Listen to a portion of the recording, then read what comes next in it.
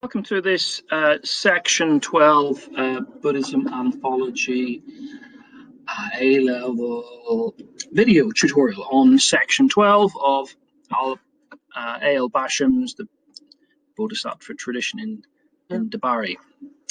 Right, let's have a look at this section. It's a big old chunky section. We'll read it and then take it apart. For I have taken upon myself by my own will the whole of the pain of all things living. Plus I dare try every abode of pain in every part of the universe, for I must not defraud the whole world of the root of the good. I resolve to dwell in each state of misfortune through countless ages, for the salvation of all beings, for it's better that I alone suffer than that all beings shrink to the worlds of misfortune. There I shall give myself into bondage to redeem all the world from the forest of purgatory, from rebirth as beasts, from the realm of the dead.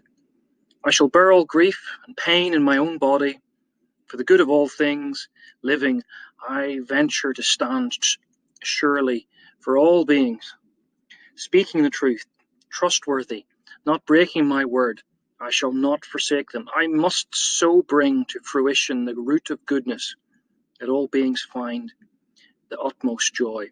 Unheard of joy, the joy of omniscience. I must be their charioteer. I must be their leader. I must be their torchbearer. I must be their guide to safety.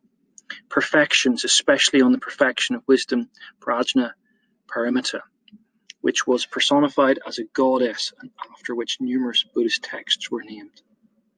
I must not wait for the help of another. I must not lose my resolve and leave my tasks to another. I must not turn back my efforts to save all beings, nor cease to use my merit for the destruction of all pain.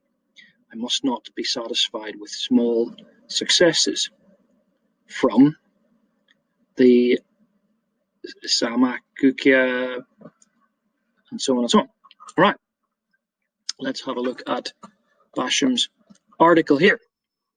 So, first of all, what is the difference between self-effort and other effort? Look at this. For I have taken upon myself by my own will the whole pain of all living things. Well, here we have someone who is trying to help others. Now, this debate, this is the origin of this debate. Self-power versus other power. Now, Buddhism seems to be premised, you would think, on self-power. And yet coming through here is the idea of outside help. Now, in Japanese Buddhism, this gets developed into a very important debate between Zen Buddhists, who are self-help orientated, and Pure Land Buddhism. So self-help in Zen is called Jukriti, and other help is called Tarik-iki. And in Pure Land, the power of Minataba by his grace as a Buddha to help you. Now, Basham might want us to think, is the origin of this Christianity? The idea of Jesus as the grace of Jesus to help us, to forgive us, to bring us to heaven, to the Father. Very important debate. This is the other effort that's not, it seems, well, it's not Theravada, certainly, which is also very self-effort. So what is this vicarious act of salvation that's being mentioned here? The whole pain of all things. The whole pain of all things.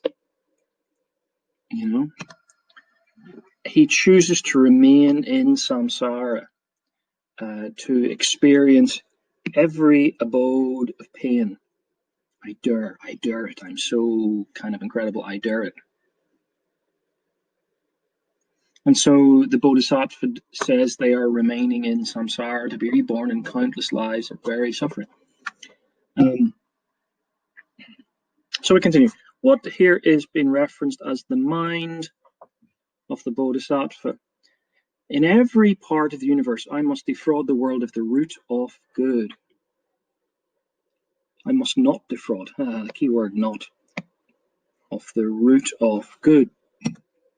So here we have a reference to Bodhisattva, the mind of compassion of the Bodhisattva, the great vehicle of the Bodhisattva path to liberation through realizing one's true nature, as having perhaps in at least one version of this an embryonic Tathagata Buddha nature within us, or as in Nargajunas, that we are interconnected with all things. Whatever is the root of good. Remember the idea of the Celts is the wholesome and unwholesome roots. This idea of the root, the mind. So what is the purpose then of staying in samsara? I resolve to dwell in each state of misfortune through countless ages, for the salvation of all beings. Well, there's that word, salvation. Other help, to save others. But to save others is understood as to save oneself. The Dalai Lama calls this selfish altruism. There is no other. There is no I. We're all interconnected. We all inter-are. And this is the idea of original Madhyamaka. Now, maybe less so Yogacara, but and maybe supremely so Buddha Nature School. The idea of interpenetration finds its most developed form perhaps today in Thich Nat's hands, idea of interbeing. So really in helping others, you're helping yourself. In seeking other salvation, you're seeking your own salvation. So maybe, is it other effort or is it self-effort is an important debate, as in Pure Land and True Pure Land Buddhist debates. If you accept rebirth into suffering, what are you acknowledging by doing that? For it is better that I alone suffer than that all beings sink into the worlds of misfortune. Well, only that samsara and nirvana are, in Sponberg's term, coterminous. Given the two-truth doctrine, it's dualistic thinking. Yogacara would say, to think that there is anywhere to get to. So it's not better, it's that you suffer alone and other beings sink into worlds of misfortune. There are no worlds of misfortune. There is no I in the end anyway. So that's just the idea behind that. What does giving themselves to bondage? What does this word giving themselves to bondage mean? There I shall give myself into bondage. Let's highlight that section. Here we begin to see the description of the 6 realms of existence. Theravada take the Buddhist teaching here more metaphorically perhaps, but Mahayana variously, at least conventionally, accept that there are heavenly realms in the context of the Trikiya doctrine, even if the ultimate truth in the two-truth doctrine is there only is the Buddha realm. So you have the 3 realms, the 3 bodies of the Buddha. The Nirmanakaya, the transformation body, the everyday world, the Sambhakaya, the bliss body, the heavenly realm, and the Dharmakaya, the truth body world of the Dharmakaya of the Buddha. So this 6 realms is really a description of conditioned existence, of samsara.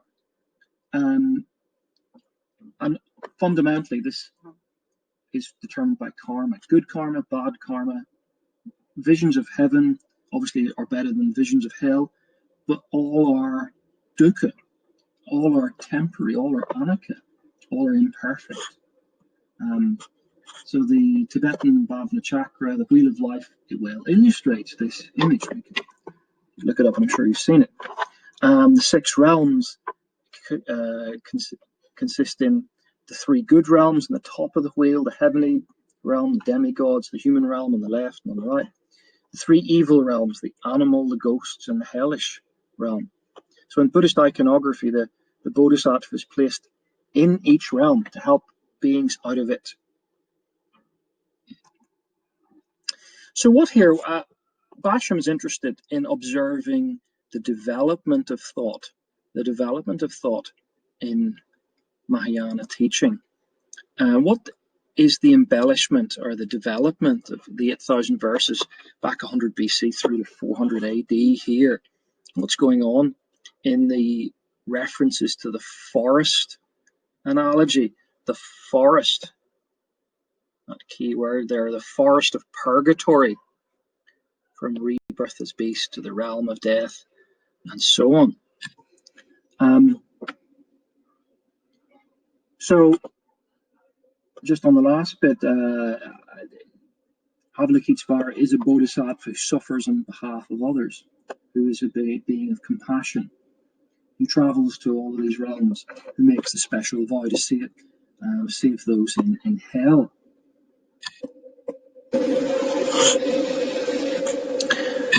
So, the joy here, we move on, the joy.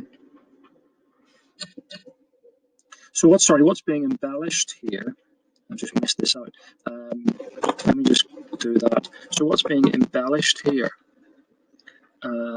So I shall bear the grief and pain of my own. But look at the verboseness, the additional words. All for the good of all living things. Just and venture to stand surety. It's the confidence. Look at this word, surety. For all beings, not just for a few, for all, but speaking the truth, trustworthy, not breaking my word. I shall forsake them. I shall not forsake them. I must so bring the fruition, the root of goodness. Here's this phrase, the root of goodness, again, repeated. So you have this root of goodness. Up here, the root of the good. And we have the root of goodness here. That's key. That's what you're trying to develop in other people. How do you do that? By upaya. Do it so that you can help them. So this next question is about joy. What is the joy being referenced here? That all beings find the utmost joy, unheard of joy, the joy of omniscience. Wow, what is the joy of omniscience? Well, here we have one of the grounds in the, not the final ground, one of the grounds on the way to the final ground, the place or the abode of perfecting your virtue, your paramitas, your perfections. In Mahayana, the Bodhisattva journey, the ideal is a 6 or 10 step journey through where you develop 6 or 10 perfections, virtues, until you. And the first one is joy. It's the very first stage in this journey. If you've taken the Bodhisattva vow, it's a moment of great joy. You're close to enlightenment, and you will see benefit for all beings, sentient beings. And so that means you feel great joy in helping others, hence its name. In this joy, this stage, this bhumi, the Bodhisattvas actually practice all of the perfections eventually, but especially generosity, dana. Joy is also one of the 4 immeasurable attitudes in more sort of systematized Buddhism. Along with metta, love, karuna, compassion, we have joy, sympathetic joy, it's joy for others, to help others in equanimity or sort of peace. The joy is the wish for others to have joy, of unending enlightenment. So it's sympathetic joy, the ultimate joy you have is when others achieve like you've achieved, the stages of the Bodhisattva. Another analogy here is full of analogies. The charioteer. We get the analogy of the charioteer. We get the analogy of the leader, the torchbearer, their guide to safety. 4, in fact, metaphors.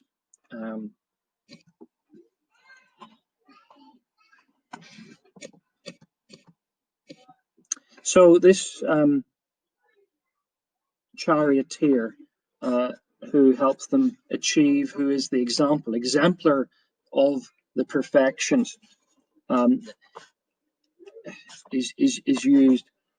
Chariots were a well-known device. Militaries had them. These are all well understood. Torchbearer, they're all images of leadership. And this is the Bodhisattva hope. So next, what are the perfections described here? The perfections. Let me just highlight that in a different color. The perfections, especially the perfection of wisdom, Prajna Paramita, which was personified as a goddess, and after numerous Buddhist texts were named. Now, the early texts were called the perfection of wisdom, and quickly this became illustrated through this goddess. And certainly in Buddhism, in Mahayana Buddhism, there's quite a lot of these imageries. Think of Avalokitesvara and so on, the personification of wisdom as an exemplarist thing. So, just in the end here, merit transference. I want to pick up this idea of merit transference. I use my merit. Normally, you make your own merit. You don't ask others for merit, you make your own merit. But you can help others. In Theravada, it's fairly limited. Theravada, it's limited to the field of the Sangha, the field of merit. The influence of the Sangha perhaps can transfer some merit. In Mahayana, the possibility of merit transfers is much greater. So Bodhisattvas play the part of transferring religious merit that results from their own good deeds. Perhaps par excellence is Amitabha of the Pure Land. The whole belief is that he has accrued vast storehouses of merit that he can zap you with and take you to his Pure Land. And lastly, we have this reference, we should be satisfied with small successes. I must be satisfied or not satisfied with small successes. Well, the Theravada, who's this a reference to? Perhaps it's a reference to the Theravada. You shouldn't be satisfied with Theravada successes. You should seek small successes, but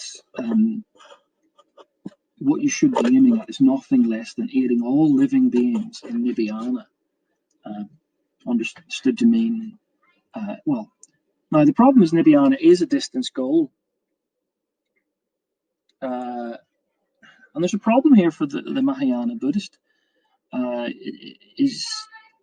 Should you accept these small successes, or have you any real assurance of salvation? Now, lastly, here's an AO2 thing to think through.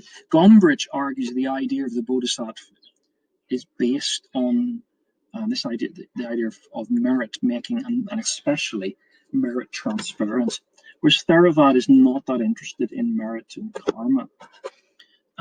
Is he right? Is it a good argument? I'll let you decide. So 2 key words. Puna, the idea of merit making. In Theravada, it's only really the laity that do it or aim for it. The ordained focus on meditation, particularly Vipassana meditation. Whereas the idea of merit transference is this word generosity, pati dana. In Theravada, very limited to the effect of the Sangha as a field of merit, but in Mahayana, especially Pure Land, this is the work of the Bodhisattva. So, section 12.